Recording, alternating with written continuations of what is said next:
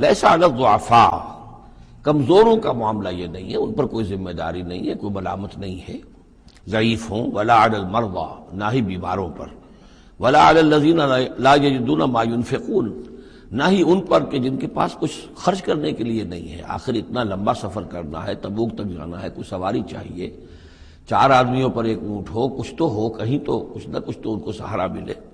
ان کے پاس سامان نہیں ہے، پیسہ نہیں ہے۔ لا یجدون ما ينفقون، تو جو لوگ اپنے پاس کوئی اس کی مقدرت نہیں رکھتے اور ساز و سامان نہیں رکھتے تو ان پر حرج نہیں ہے۔ لیسا علی الضعفاء حرج، یہ لیسا کے بعد جو ہے حرج یہاں آیا ہے، ان پر کوئی گناہ نہیں ہے، کوئی الزام نہیں ہے، کوئی ملامت نہیں ہے۔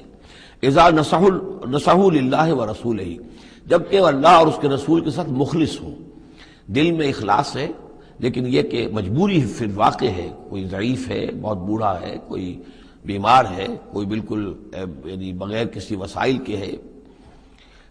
ما علی المحسنین من سبیل، ایسے جو محسن لوگ ہیں، جو جن کا دین جو ہے وہ یعنی درجہ احسان کو پہنچا ہوا ہو، ان کے لیے کوئی ملامت نہیں، ان کے اوپر کوئی گرفت نہیں۔